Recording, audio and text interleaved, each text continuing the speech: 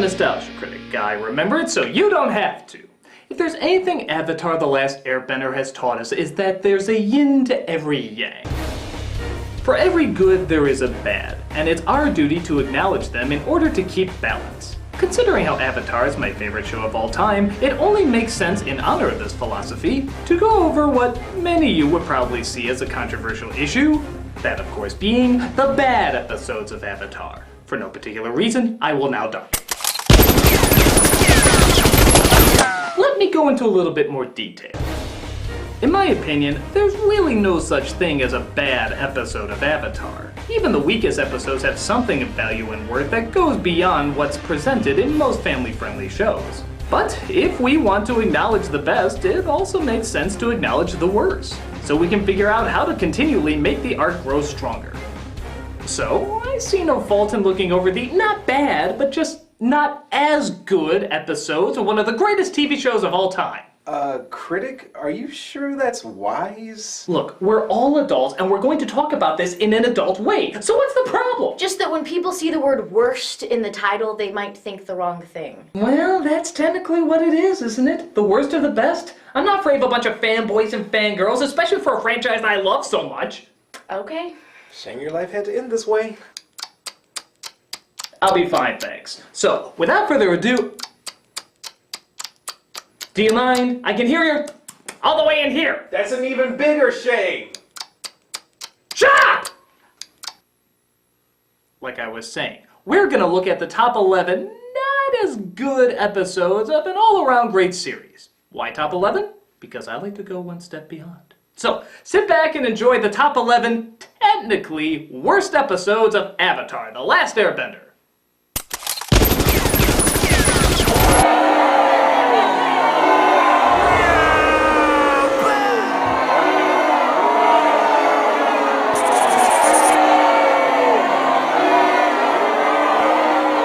Number 11. Boiling Rock, Part 1.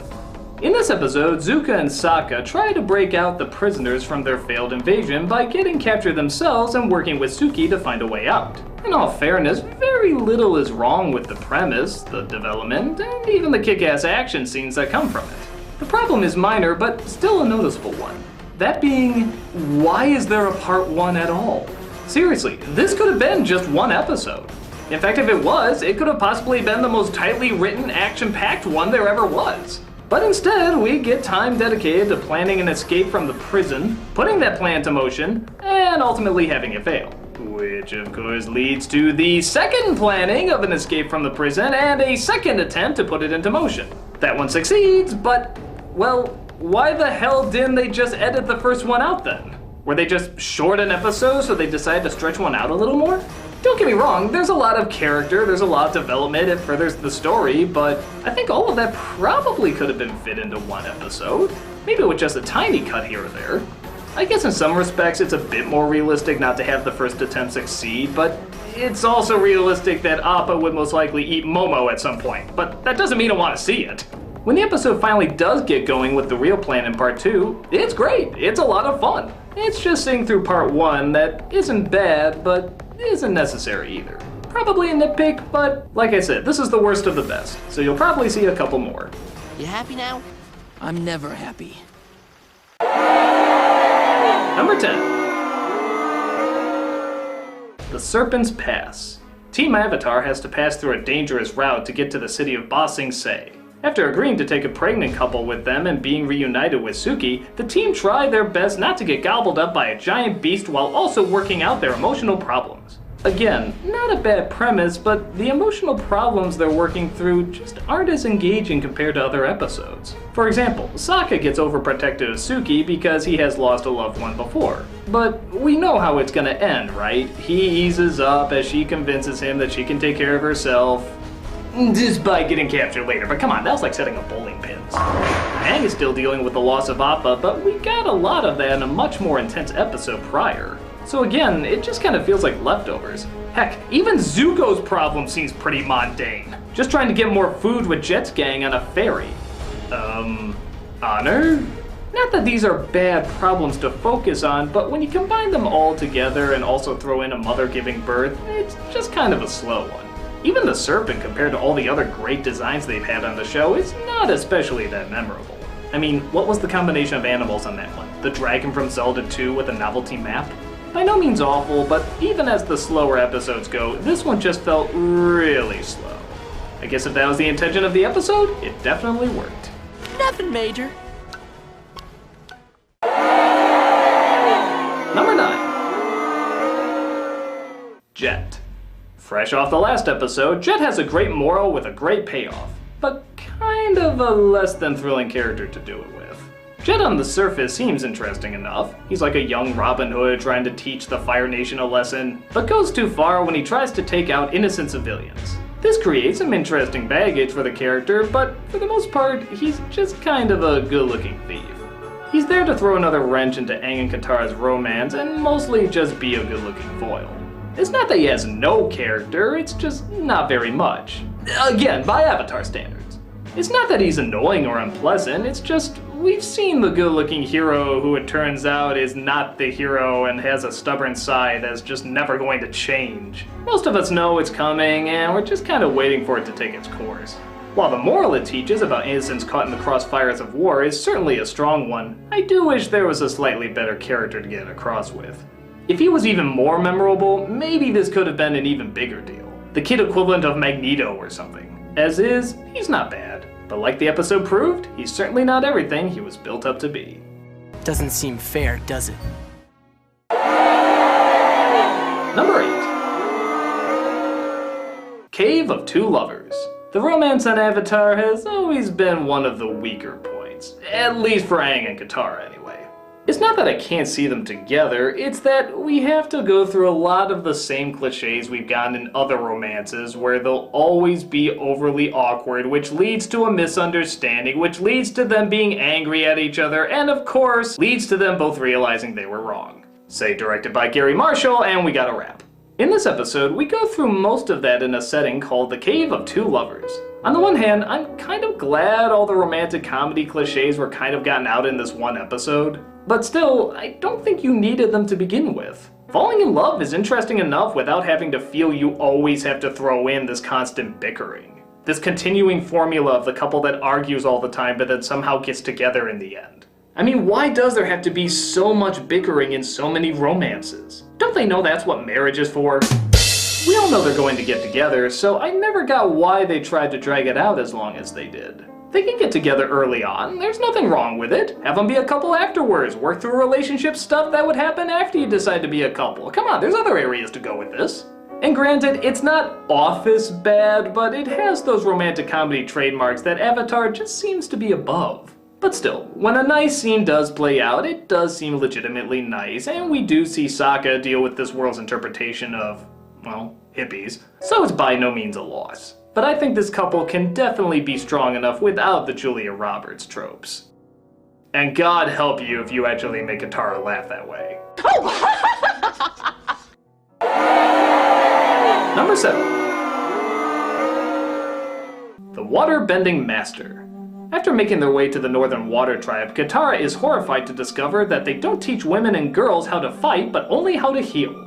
So she faces off with the prejudice of Aang's new master to show sisters are doing it for themselves. I never know how to feel about episodes like this. On the one hand, yeah, there's always gonna be people or cultures who are gonna be prejudiced about anything, gender, race, appearance, whatever. So it makes sense to stand up against that.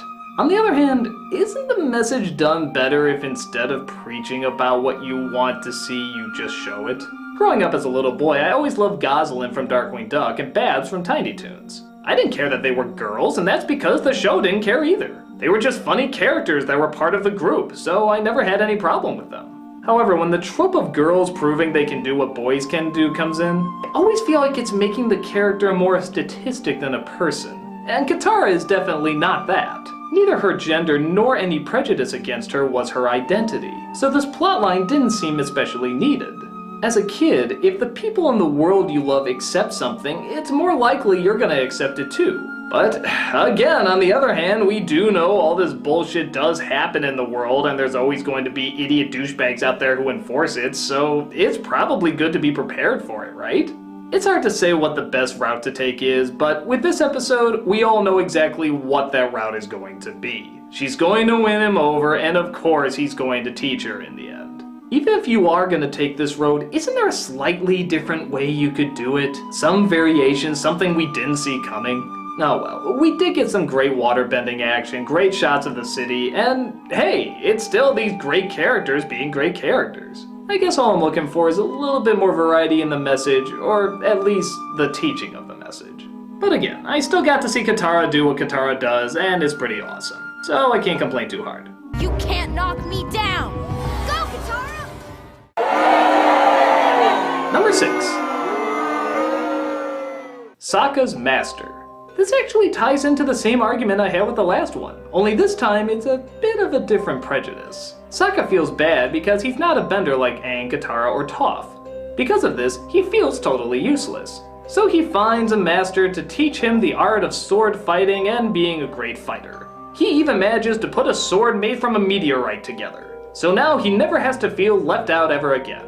The strange thing about this episode is that through the previous seasons, they've tried to convince us Sokka had a point. And in my opinion, they succeeded. Sokka was more than just the comic relief. He was the idea guy, the one who thought out of the box, the one who at times could be a little too nutty, but always came through with what he needed to come through with. He even already had a weapon, his trusty boomerang, and we all associated it with him. So the idea of acting like he had no part in everything that was going on didn't seem necessary. He was important, not just for laughs, but for strategic planning. And he was good at it. Great even. So this whole episode about him trying to feel redeemed and valuable didn't really pay off because we already thought he was. Again, it's drawing attention to a prejudice you probably weren't prejudiced against and possibly didn't even know was a thing. Sokka's fine, no improvements needed. It's almost like the creators were anticipating a backlash for him that, as far as I know, never came. Who can't love Sokka? Sokka's great. Never change for anyone, big guy. Keep it real. Water tribe. Number 5. The Swamp. A lot of things are hinted at in this episode, but many of them don't turn out coming very far. The team is lost in a swamp that gives visions of the past, present, and even future. While trying to figure out what it means, they're also trying to outrun a couple of swamp rats who want to eat their animal companions for dinner. The ending is definitely interesting as it delivers a message about how all things are connected, and to its credit in a very creative way. But there's one major problem. You're in the swamp! A disgusting, dark, bug-filled, gloomy-ass swamp! Who the hell wants to be in a swamp? That isn't any fun. Couldn't this be like a nice forest or a creepy forest or I don't know, just anything but a swamp? Do we really have to focus on this world's version of Duck Dynasty? I think we can survive without that. We also get the return of Zuko as the Blue Spirit, as well as haunting memories from Katara and Sokka's past, but none of them seem to especially go far in the long run. The only thing that really plays a big part is Aang seeing a vision of Toph, who would eventually become his earthbending teacher. But aside from that, we're just stuck in this nasty-ass swamp. And don't get me wrong, I know a lot of it is don't judge a book by its cover, and honestly, they did get a lot more wisdom and entertainment than I would have thought they would have in this environment, but yeah, the Avatar version of Deliverance? Not a fan. Number 4. The Painted Lady. I think we all kind of cringe when we hear an episode of anything is going to be about the environment. And yes, the environment is important, save the earth, all that good stuff, but let's face it guys, it's so rarely done well. Truth be told, there's only 2 family-related shows I can think of that handled it with any subtlety or intelligence. Sonic the Hedgehog, I'm not even joking, there actually is a subtle environment message in there, much better than that other show! And of course, Avatar. The whole show definitely has a strong tie to nature. Hell, the nations are named after the 4 elements. But it was never rubbed too much in your face. That is, with the exception of this. While no way as bad as other environmental messages, why did the show feel they needed one addressing pollution and saving the earth? The show's already kind of been doing that with its subtlety, hasn't it? Katara is concerned because while they're not supposed to interfere with the Fire Nation yet, a village is starving and losing their home to pollution. So she disguises herself as the spirit of the river known as the Painted Lady to feed and heal all those who need it. it brings up a good debate on how far does one go before interfering with other cultures, but like many of you, when you see a big bad factory spewing sludge and young kids who control the elements try to help, I only think of one thing. Wind! Water! Go Crédito! Again, as most environmental episodes of family shows go, this one is not honestly that bad. But compared to what the rest of the show had been naturally giving us all this time, this one's just a hint too obvious. You wouldn't mind keeping that a secret, by the way, would you? No problem. Number 3. The headband. Now I'm just gonna say it, Avatar. Really? Really? Of all the movies for Avatar to joyfully rip off, we get a bizarre version of Footloose? Footloose? Aang and the gang have to sneak through the Fire Nation dressed as civilians, but Aang gets picked up by a school, and sure enough, he's now getting an education. The only downside is the kids aren't allowed to have fun. What to do? Throw a party inviting all the kids and show them it's okay to enjoy yourself, be silly, and of course, even dance. A part of me really laughed that this episode even exists. I mean, Lord, Avatar does Footloose. It's just so strange that you know the creators of this just had to do it. But dude, this is the second episode of the last season, and the last one was pretty heavy. This is the follow-up we're given? I mean, yeah, okay, maybe you need something light after so much drama, but this is really light and really friggin' corny. Yeah, Avatar has had a lot of corny moments, but this is throwing a prom in the heartland of your enemy. I don't know, isn't this just a little... Really? Footloose? Kevin Bacon ate a Footloose? On top of doing the obvious follow your dreams message, it does give us a nice chance to see again that not all the Fire Nation is made up of evil foot soldiers. There are normal people with normal kids, and unlike the ones before, we get to live a bit of that gentleness rather than just see it. It's cute, it's innocent, but if I told someone this was my favorite all-time show and this was the episode they saw, they'd think I was fucking mental. If you like seeing Avatar do Footloose, that's fine. It's not like I can't see why, it's just... Footloose?! Go to your room. Number 2. Bato of the Water Tribe. When I first saw this, it was my least favorite episode. Why? Because I felt it went against everything that Aang was. Our team comes across an old friend from the Water Tribe named Bato. As Bato recommends them to look for their father, Aang finds a letter from exactly him, Sokka and Katara's dad. Afraid Sokka and Katara will leave him, he actually hides the letter, destroying the possibility of them being reunited. I couldn't believe it when I saw this episode. This is Aang! Friggin' Aang, who destroyed this opportunity for his two best friends whom he owes everything to for seeing what's left of their family. It didn't feel like him. I know he's a kid and kids make emotional mistakes, but they've established him as being smart and sensitive. He grows up in an environment that is nothing but this. With everything that Aang's character seemed and what he was taught, this just didn't seem like him. It seemed downright alien. Even Sokka and Katara seemed a little harsher than usual, but to be fair, it's kind of hard to blame them. This was a pretty big deal. Now, with that said, there are a lot of good elements looking back on it again. We got to meet June the bounty hunter, there was still some awesome fighting, and it does, I guess, cement them as a family unit. It's the only time, though, I've ever seen this character not feel like the character. Which, I suppose is good, seeing how lots of shows make that mistake often, and this one only slips up once. Some good fighting, and still an overall good message, but man, I will never get that choice.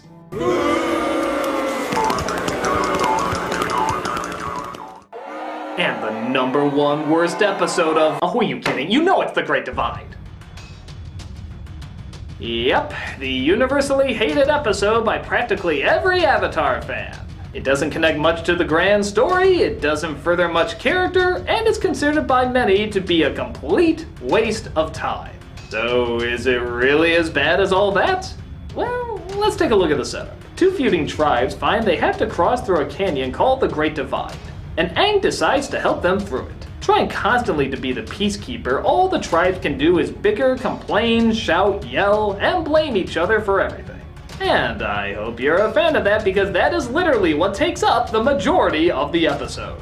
After listening to, 24 minutes of this, Aang finally lets them know that their feuding was all based on a bogus history.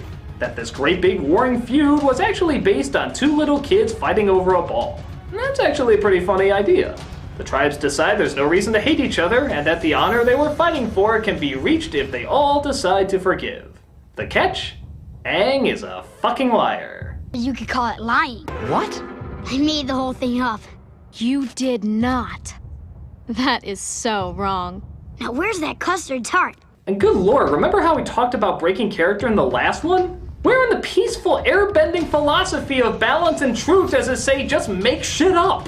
If you can't find the best route, just lie about it. No harm done. So, not only do you have an episode that's mostly complaining and arguing, even among the main characters, but you also have what would have been a clever message about prejudice reduced down to, if someone's a racist, lie your ass off. Sheesh, we could have had something if Aang just stopped talking and the two separated, but straight up making up a story explaining years of real hurt?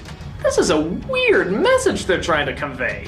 I'm not even sure what you're supposed to take out of it. Sometimes lying is good, the needs of the short-term solution outweigh the needs of the long-term solution? The truth will set you free only when it's convenient? This episode was so hated that even in the series recap, they act out the scene pretending like it never happened. Look! It's the Great Divide! The biggest canyon in the Earth Kingdom! Let's keep flying. It's clunky, it's misguided, it's confused. Much like the Great Divide, it's a great mess. Let's keep flying. But even with that said, I still don't think it's a bad episode. Because I still stand by that there are no bad episodes. Even at its weakest, Avatar was fantastic. Because no matter what, it always had great characters, great story, great animation, and the ability to take children and adults 100% seriously. It's a show unlike any other we've ever seen. Yes, there's a lot of things that aren't good in The Great Divide, but the animation is still great. I still like following these characters. I still like hearing their performance. I still want to see where the story is gonna go. That's the incredible whole that the show has. Even when it's not great, there's still great things in it. And that's why Avatar will always be one of a kind. And seeing this is all about keeping the grand balance, it only makes sense next week to do the top 11 greatest Avatar episodes. There. Will that calm you the fuck down? I don't know, Critic. There's still 2 minutes left in the time bar. Something could still go wrong. Yeah, like there's somebody out there who could possibly do something bad to you. Oh, yeah. What are people gonna do? Complain on message boards? Write mean comments? Show me one person who'd actually be crazy enough to cause me physical harm because of this list.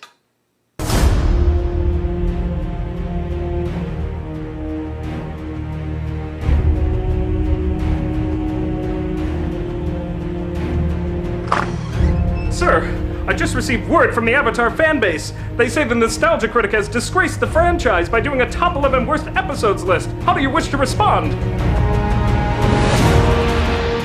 Tell them I'll be arriving in 1 week's time.